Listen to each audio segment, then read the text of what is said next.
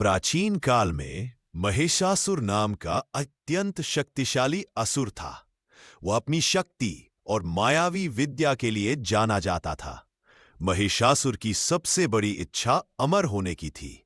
इस उद्देश्य को पूरा करने के लिए उसने भगवान ब्रह्मा की कठोर तपस्या की। महिषासुर की घोर तपस्या से प्रसन्न होकर ब्रह्मा जी प्रकट हुए और उसे वरदान मांगने को कहा।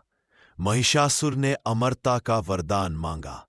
ब्रह्मा जी ने कहा कि जन्म लेने वाले की मृत्यु निश्चित है, इसलिए कोई अन्य वरदान मांगो।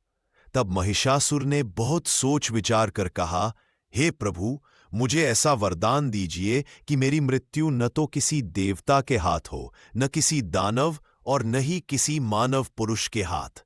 अगर मेरी मृत्यु हो तो वह केवल एक स्त्री के हाथों ही हो। महिषासुर को लगा कि एक अबला स्त्री उसका वध कभी नहीं कर पाएगी और इस प्रकार वह अमर हो जाएगा। ब्रह्मा जी ने तथास्तु कहा और अंतर्ध्यान हो गए। वरदान पाकर महिषासुर का अहंकार 7वें आसमान पर पहुंच गया। उसने अपनी सेना के साथ पृथ्वी पर आतंक मचाना शुरू कर दिया और धीरे धीरे स्वर्गलोक पर आक्रमण कर दिया। उसने इंद्र, अग्नि, वायु और वरुण सहित सभी देवताओं को हरा दिया और स्वर्ग पर कब्जा कर लिया। त्रस्त होकर सभी देवता भगवान ब्रह्मा, विष्णु और महेश के पास गए। महिषासुर के अत्याचारों को सुनकर त्रिदेव अत्यंत क्रोधित हुए। तीनों देवों ब्रह्मा, विष्णु, महेश और अन्य देवताओं के मुख से एक परम तेजस्वी ऊर्जा तेज प्रकट हुई। यह सारी ऊर्जा एक स्थान पर एकत्रित होकर एक दिव्य नारी के रूप में परिवर्तित हो गई। यही शक्ति देवी दुर्गा कहलाई। देवताओं ने देवी को अपने अपने अस्त्र शस्त्र प्रदान किए।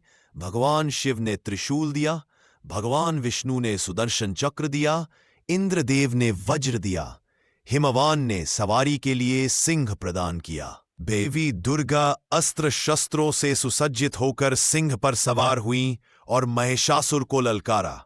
महिषासुर की सेना और देवी दुर्गा के बीच भयंकर युद्ध छिड़ गया।